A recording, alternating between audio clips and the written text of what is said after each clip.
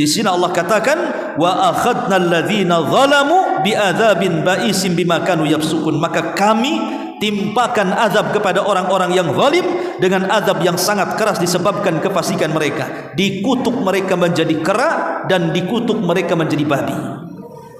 Adapun yang menjadi kera adalah orang-orang yang mengambil ikan di hari Sabtu. Adapun yang dikutuk menjadi babi orang-orang yang membiarkan kemungkaran. Dibiarkan kemungkaran. Ya, mereka memang tidak melakukan kemungkaran tapi membiarkan kemungkaran. Makanya hukumannya sama, dikutuk oleh Allah Subhanahu wa taala. Makanya Allah mengatakan falamma atau amma nuhu anhu qulna lakum kunu qiradatan khasiin. Maka setelah mereka bersikap sombong terhadap segala apa yang dilarang, kami katakan kepada mereka, jadilah kalian kera-kera yang dihinakan. Jadi setelah mereka dikutuk menjadi kera, ada sebagian ahli tafsir mengatakan nasib mereka cuma 3 hari. Kemudian setelah 3 hari semua dibinasakan Allah Subhanahu wa taala.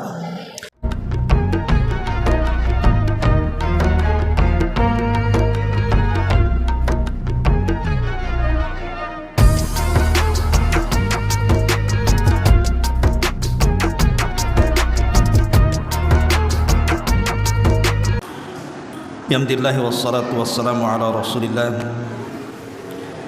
wa ala alihi wa sahbihi wa mawalah wa la hawla wa la quwata illa billahi wa ba'd. Kita lanjutkan kajian kita, masih membahas qasasul Quran, kisah-kisah di dalam Al-Quran. Dan malam ini kita akan mengkisahkan satu kisah dalam surah Al-A'raf ayat 163 sampai 166. Di dalam surah Al-A'raf ini ada satu kisah yang disebut dengan oleh para ulama sebagai kisah Ashabu As-Sabti. Kisah Ashabu Sabti, kisah orang-orang Yahudi yang mengagungkan hari Sabtu.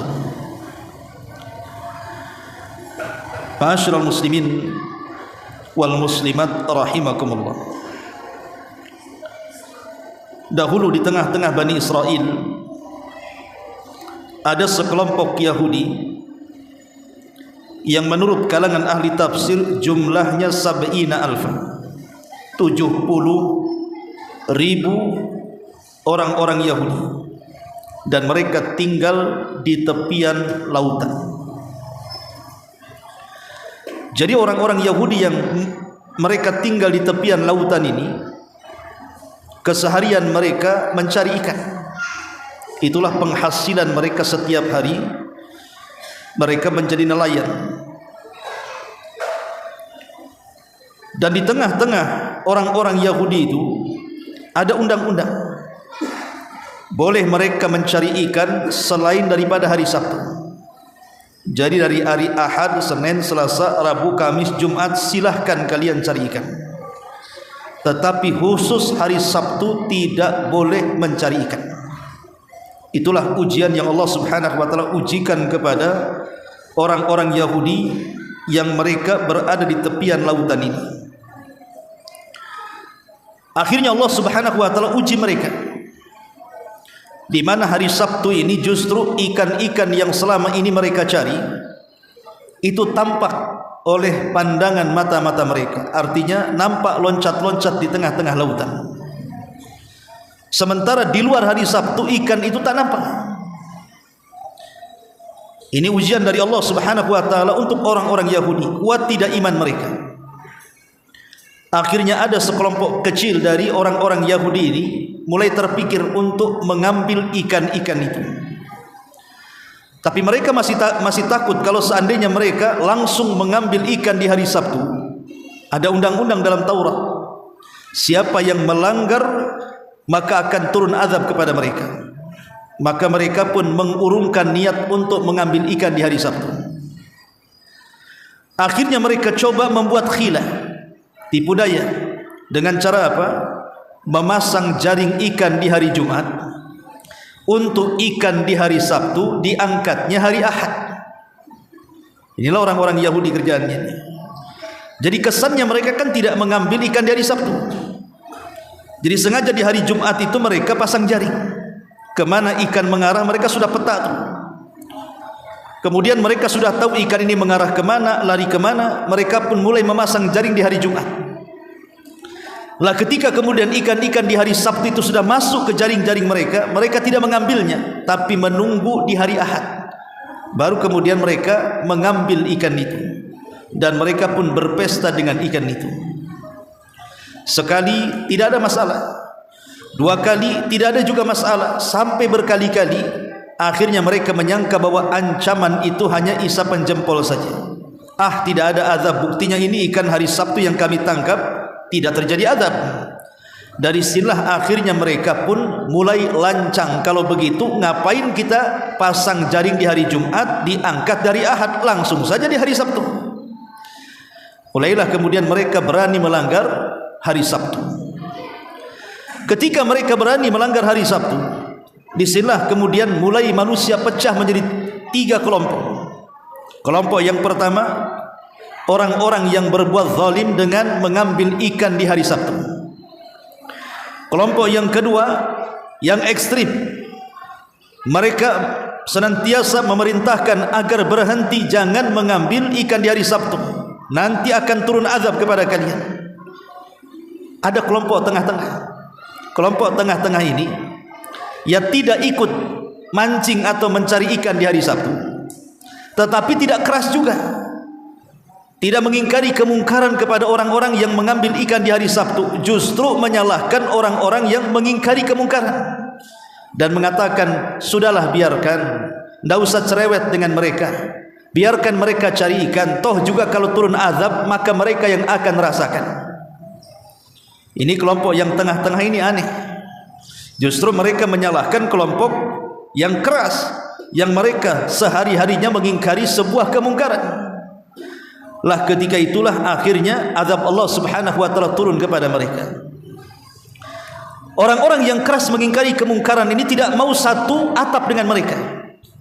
Akhirnya mereka pun sepakat untuk memagar, membuat dinding yang tinggi supaya terpisahkan. Kalau nanti azab Allah Subhanahu wa taala turun, mereka tidak ikut-ikut. Akhirnya mereka pun keluar, kemudian membuat dinding pemisah antara orang-orang yang mengambil ikan di hari Sabtu dan juga orang-orang yang mereka diam saja, tidak mengingkari kemungkaran. Sampai pada waktunya yang biasanya kemudian orang-orang di balik dinding ini apabila datang mencari ikan di hari Sabtu ramai karena mereka mendapatkan hasil tangkapan yang banyak, tiba-tiba sepi, senyap, tidak ada suara. Sehingga orang-orang yang selalu mengingkari kemungkaran dari orang-orang yang beriman di balik benteng ini kaget, kenapa sudah 3 hari kok tidak ada suara. Biasa mereka berhura-hura dengan penangkapan ikan mereka, tiba-tiba 3 hari itu senyap, tidak ada yang bicara. Akhirnya cobalah satu di antara mereka meminta izin kepada tokoh-tokohnya untuk mengintip di balik dinding itu, kenapa sudah 3 hari tidak ada suara. Akhirnya kemudian mereka pun melihat dari celah-celah, rupanya tidak ada manusia, tidak ada satupun orang di balik dinding itu. Kemudian akhirnya cemas-cemaslah orang ini melapor kepada pimpinannya bahwa nampaknya tidak ada manusia di balik dinding, katanya. Kemudian mereka pun berkumpul, orang-orang yang beriman yang mengingkari kemungkaran ini, mereka pun penasaran bagaimana kalau seandainya kita buka gerbang kita, katanya. Akhirnya dibukalah gerbang, memang tidak ada manusia sama sekali. Tetapi mereka kaget, rupanya di depan mereka ada 2 binatang. Pertama ada kera yang mereka sedang berada di tembok-tembok, merapat ke tembok-tembok. Yang kedua ada babi. Jadi ada 2 binatang di situ yang ramai sekali di mana-mana. Rupanya Allah Subhanahu wa taala mengazab mereka, di mana orang-orang yang mencari ikan dari Sabtu dikutuk menjadi kera, dan orang-orang yang tidak mengingkari kemungkaran dikutuk menjadi babi. Selang beberapa hari, ada yang mengatakan 3 hari setelah kejadian itu, maka Allah Subhanahu wa taala binasakan semuanya, baik kera-keranya ataupun babi-babinya. Tidak ada satupun yang hidup kecuali dibinasakan Allah Subhanahu wa taala. Disinilah kisah dimulai. Allah Subhanahu wa taala mengatakan dalam surah Al-A'raf ayat 163, was'alhum 'anil qaryati allati kanat hadiratal bahri. Dan tanyakanlah kepada Bani Israel tentang negeri yang terletak di dekat lautan. Allah tidak menyebutkan kejadian peristiwanya di mana, tapi yang jelas bahwa ada sekelompok Yahudi, jumlahnya 70.000, mereka penduduk yang ada di tepi lautan. Kemudian Allah mengatakan, idh ya'duna fi sabti idh ta'tihim khitanuhum yawma sabtihim surra'an wa yawma la yasbituna la ta'tihim kadzalika nabluhum bima kanu yafsukun. Kemudian Allah Subhanahu wa taala mengatakan, ketika mereka melanggar aturan pada hari Sabtu. Ingat bahwa masing-masing agama itu punya hari sakral. Umat Islam hari sakralnya hari Jumat. Umat Nasrani hari Sabtunya, hari sakralnya hari Ahad. Dan umat Yahudi itu hari sakralnya adalah hari Sabtu. Sebenarnya Allah Subhanahu wa taala sudah pilihkan hari Jumat untuk mereka, tapi mereka menolaknya. Kemudian juga orang-orang Nasrani juga Allah pilihkan hari Jumat untuk mereka, tapi Nasrani juga menolaknya. Maka kemudian diambillah oleh Islam hari yang bersejarah hari Jumat. Karena hari Jumat itu kan hari diciptakan Adam, hari di mana Adam dimasukkan ke dalam sorga, hari di mana Adam dikeluarkan dari sorga, dan hari di mana kiamat akan dibangkitkan. Lah kebetulan orang-orang Yahudi hari sakral mereka adalah hari Sabtu. Di hari Sabtu inilah Allah perintahkan orang Yahudi untuk tidak ada urusan dengan dunia. Mereka harus fokus ibadah. Tetapi mereka langgar hari itu. Apa pelanggaran mereka? Yaitu ketika datang kepada mereka ikan-ikan yang berada di sekitar mereka terapung-apung di permukaan air. Padahal pada hari-hari yang bukan Sabtu ikan-ikan itu tidak datang kepada mereka. Demikianlah kami menguji mereka disebabkan mereka berlaku fasik. Lihat bagaimana Allah Subhanahu wa taala menguji kepada mereka. Di hari selain Sabtu dari Ahad sampai Jumat ikan itu tak muncul. Tapi ketika Sabtu datang ikan pula melambai-lambai. Loncat-loncat, melambai-lambai, kemarilah, ta'al, kemari kan itu. Jadi orang Yahudi ini diuji oleh Allah Subhanahu wa taala dengan lambaian-lambaian ikan itu. Akhirnya kemudian sebagian mereka orang-orang fasik tidak tahan dengan ujian itu. Mulailah kemudian di antara mereka ada yang berlaku khilah, hendak menipu Allah dan orang-orang yang beriman dengan cara apa? Ya tadi saya katakan, meletakkan jala di hari Jumat untuk ikan di hari Sabtu, dipanennya hari Ahad. Itu namanya khilah. Khilah ini dilarang dalam Islam. Seperti contoh umpamanya orang mau mengeluarkan zakat, sudah cukup haul dan nisabnya, kira-kira sebulan lagi harusnya dia mengeluarkan zakat 2,5%. Sebelum 1 bulan itu datang, akhirnya dibelanjakanlah sebagian uangnya supaya tidak sampai nisabnya, supaya tidak mengeluarkan zakat kan. Itu namanya khilah namanya. Tidak boleh dalam Islam. Tetap kalau maksudnya dia membelanjakan untuk lari dari zakat, maka dia wajib bayar zakat. Karena tidak boleh khilah dalam Islam. Atau umpamanya seorang wanita yang ditalak. Ada seorang wanita ditalak, suaminya talak 3. Otomatis kalau sudah talak 3 kan tidak bisa kembali kepada suami yang pertama. Dia harus menikah dengan laki-laki lain. Akhirnya dibuat sinetron. Dia sewa laki-laki, kemudian disuruh menikah dengan istrinya 1 malam, kemudian disuruh diceraikannya supaya bisa kembali ke suaminya yang pertama. Itu khilah, tidak boleh, tidak halal, bahkan haram selamanya. Ma'asyiral muslimin yang dimuliakan Allah Subhanahu wa taala. Lah itulah akhlaknya orang-orang Yahudi, suka membuat khilah, tipu daya kepada Allah dan orang-orang yang beriman. Kemudian Allah Subhanahu wa taala mengatakan, wa idz qalat ummatun minhum lima ta'iduna qauman Allahu muhlikuhum au mu'adzibuhum adzaban syadida. Dan ingatlah ketika satu umat di antara mereka berkata, mengapa kamu menasihati kaum yang akan dibinasakan atau diazab oleh Allah Subhanahu wa taala dengan azab yang sangat keras? Jadi di sini tadi saya katakan ashabus sabti ini terpecah menjadi 3. Kelompok yang pertama, kelompok yang ngeyel, mereka akhirnya bukan hanya memasang jala di hari Jumat untuk ikan hari Sabtu dan dipanen hari Ahad, tapi betul-betul mereka nyemplung dari Sabtu. Dari sini kemudian umat terpecah menjadi 3. Yang pertama orang-orang zalim, mereka tetap kekeh mencari ikan di hari Sabtu, padahal sudah ada ancaman azab kepada mereka. Kelompok yang kedua, kelompok garis keras. Mereka tetap menasihati kemungkaran. Jangan kau mengambil ikan dari Sabtu, nanti azab Allah akan turun. Bukan hanya kena kalian saja, kena kami juga katanya. Tapi ada kelompok yang ketiga. Inilah kelompok yang ketiga.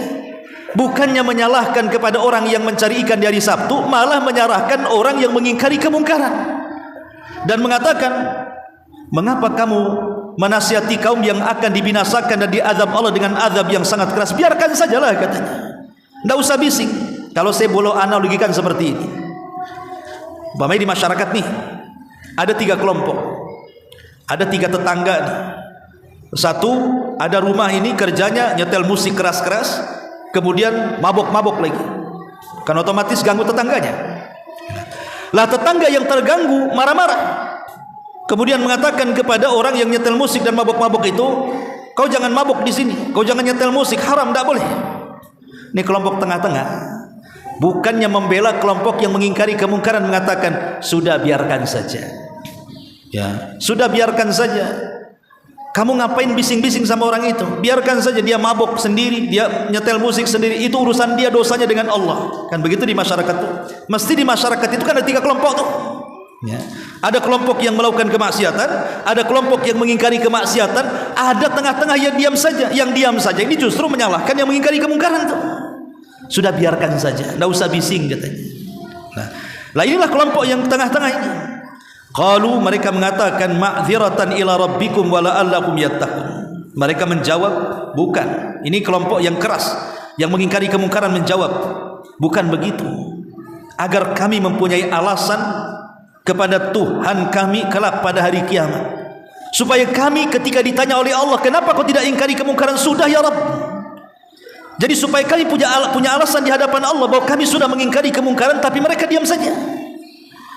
Maka Allah Subhanahu wa taala melanjutkan firman-Nya, falamma nasu ma dzukiru bi. Maka setelah mereka melupakan apa yang diperingatkan kepada mereka, anjaynal ladzina yanhauna anisu. Kami selamatkan orang-orang yang melarang orang-orang yang berbuat jahat. Wa akhadnal ladzina zalamu bi'adzabin ba'isim bima kanu yafsukun, dan kami timpakan kepada orang-orang zalim siksa yang keras disebabkan mereka selalu berbuat fasik. Jadi orang-orang yang beriman yang selalu mengingkari kemungkaran tidak mau hidup dengan mereka. Ini kalau terus kami ini melihat kemungkaran dan kalian tidak berhenti dari kemungkaran, nanti azab Allah datang. Kalau sudah azab Allah datang, bukan hanya kalian yang kena, kami juga kena. Makanya Allah mengatakan, wattaqu fitnatan la tusibannal ladzina zalamu minkum khassah. Takutlah fitnah, kalau sudah turun itu bukan terkena orang-orang zalim saja, tapi orang-orang baik pun terkena imbasnya. Maka orang-orang yang beriman yang mengingkari kemungkaran, langsung mereka pun memisahkan diri. Oh, kalau begitu kami tidak mungkin satu atap dengan kalian. Dari sini mereka membuat pagar, dinding yang sangat tinggi untuk memisahkan mereka dengan orang-orang zalim. Ketika kemudian mereka sudah memisahkan diri, di sini Allah katakan, wa akhadnal ladzina zalamu bi'adzabin ba'isim bima kanu yafsukun. Maka kami timpakan azab kepada orang-orang yang zalim dengan azab yang sangat keras disebabkan kefasikan mereka. Dikutuk mereka menjadi kera dan dikutuk mereka menjadi babi. Adapun yang menjadi kera adalah orang-orang yang mengambil ikan di hari Sabtu. Adapun yang dikutuk menjadi babi orang-orang yang membiarkan kemungkaran. Dibiarkan kemungkaran. Ya, mereka memang tidak melakukan kemungkaran, tapi membiarkan kemungkaran. Makanya hukumannya sama, dikutuk oleh Allah Subhanahu wa taala. Makanya Allah mengatakan, falamma atau amma nuhu anhu qulna lakum kunu qiradatan khasiin. Maka setelah mereka bersikap sombong terhadap segala apa yang dilarang, kami katakan kepada mereka, jadilah kalian kera-kera yang dihinakan. Jadi setelah mereka dikutuk menjadi kera, ada sebagian ahli tafsir mengatakan nasib mereka cuma 3 hari, kemudian setelah 3 hari semua dibinasakan Allah Subhanahu wa taala. Ada sebagian orang yang mengatakan bahwa manusia itu terbuat atau tercipta dari kera. Ingat ketika kita belajar di sekolahan ada namanya teori Darwin, ya. Teori Darwin yang mengatakan bahwa manusia itu bapak moyang mereka adalah kera. Sehingga ada yang mengait-ngaitkan yang dimaksud kera di sini adalah kera-keranya Bani Israel yang dikutuk menjadi kera. Maka justru ini kesalahan. Kenapa? Pertama, kera-kera di zaman Bani Israel itu semua dibinasakan Allah Subhanahu wa taala. Tidak ada satupun yang hidup. Kalaupun seandainya mereka hidup, maka sebelum Bani Israel itu sudah ada manusia. Artinya orang-orang yang mengingkari sebuah kemungkaran, mereka tidak dikutuk menjadi kera. Kemudian dikait-kaitkan bahwa manusia terbuat dari kera. Ini jauh sekali dan mudah dibantah. Dari sini kita tahu bahwa tidak benar teori yang mengatakan bahwa asal muasal manusia itu dari kera. Kita tahu bahwa asal muasal kita ini dari Adam dan Hawa alaihi wassalam. Dan di sini ada satu faedah yang besar, bahwa jangan pernah membiarkan sebuah kemungkaran itu didiamkan. Karena imbasnya bukan hanya orang-orang yang berbuat mungkar saja, tapi yang diam tidak mengingkari kemungkaran pun ikut dikutuk oleh Allah Subhanahu wa taala. Makanya kata Nabi SAW, permisalan orang yang membiarkan kemungkaran itu seperti kapal lantai 2. Ada kapal lantai 2. Lantai pertama dihuni manusia, lantai kedua juga dihuni manusia. Orang-orang yang ada di bawah kalau minta air, kan mereka tertutup. Sementara di lantai atas kan terbuka. Jadi kalau orang-orang yang di bawah minta air, mereka naik ke atas. Kemudian nanti dari atas ini mereka akan ambilkan air dari sungai, kemudian akan diberikan kepada orang-orang yang berada di lantai bawah. Begitu setiap harinya. Sampai akhirnya orang-orang yang di lantai bawah ini, mereka terfikir, kalau kita terus-terusan minta air ke yang di atas, kasihan. Bagaimana kalau seandainya kita lubangi saja kapal ini, kita langsung ambil dari dasar air. Kalau kita lubangi kan keluar tuh airnya. Kita tidak perlu lagi repot-repot minta ke yang di atas. Ini kalau betul-betul dilubangi, kemudian airnya sampai kemudian naik ke lantai yang bawah. Kalau orang-orang yang ada di lantai 2 membiarkan, tentu kapal itu akan tenggelam. Dan kalau tenggelam, bukan orang-orang yang di bawah saja tenggelam, orang di atas pun tenggelam. Itulah kata Nabi SAW, permisalan orang-orang yang mendiamkan kemungkaran, maka mereka pun akan terkena imbas azab Allah Subhanahu wa taala. Karena kalau azab Allah itu turun, bukan hanya terkena orang-orang zalim saja, tetapi orang-orang baik pun akan terkena imbasnya. Makanya penting mengingkari sebuah kemungkaran supaya menghentikan azab Allah Subhanahu wa taala. Inilah di antara kisah Ashabus Sabti yang terdapat di dalam surah Al-A'raf ayat 163 sampai 166.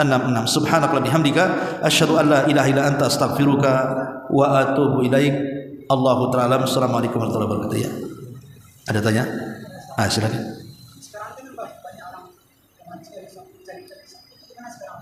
Yang sekarang ya tidak apa-apa.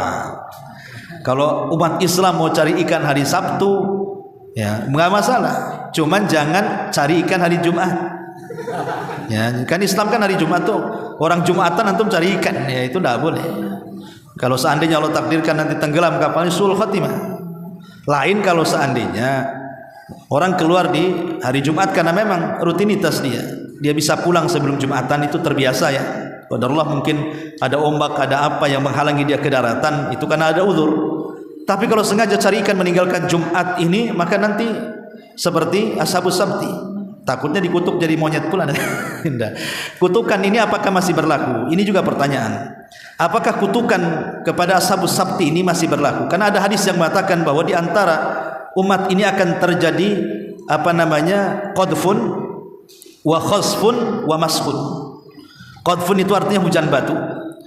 Kemudian khasfun itu artinya gempa atau gerhana. Mashun itu artinya dirobahnya manusia. Ada yang mengatakan bahwa dirobahnya manusia menjadi binatang ini tidak ada dalam umat Islam. Yang ada hanya tabiatnya saja. Maksudnya jasadnya manusia tetapi tabiatnya kayak binatang ada. Ya, dan itu banyak. Orang-orang yang kuat menindas yang lemah itu kan tabiatnya binatang. Tapi ada juga yang mengatakan bisa saja terjadi umat Islam itu yang dikutuk seperti binatang, langsung bentuknya seperti binatang. Karena pernah terjadi di zaman Imam Ibnu Hazm.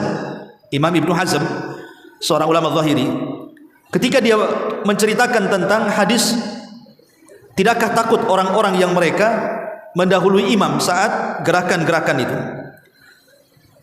akan diganti wajah-wajah mereka seperti keledai. Jadi adalah di zaman Imam Ibnu Hazm itu ingin mempraktikkan hadis ini. Mana mungkin, masa mendahului imam kepala saya jadi keledai katanya. Betul-betul dipraktikkan. Sebelum imam ruku dia sudah bangkit. Sebelum imam bangkit dari sujud, dia sudah bangkit ke duduk di antara dua sujud. Kata Imam Ibnu Hazm rahimahullah, dia mengatakan, betul, setelah peristiwa itu Allah Subhanahu wa taala kutuk orang ini jadi keledai. Itu di zaman Imam Ibnu Hazm, ya. Pernah terjadi gitu ya. Jadi ada yang mengatakan bahwa kutukan manusia jadi binatang itu hanya terjadi di zaman Bani Israel, tapi ada juga sebagian para ulama bisa saja terjadi karena ada penukilan dari Al-Imam Ibnu Hazm tentang orang yang kemudian dirubah mukanya jadi keledai gara-gara ingin menyelisih hadis Nabi sallallahu alaihi wasallam. Wallahu a'lam bishawab. Subhanaka wa bihamdika asyhadu an la ilaha illa anta astaghfiruka wa atubu ilaik. Allahu ta'ala alam. Assalamualaikum warahmatullahi wabarakatuh.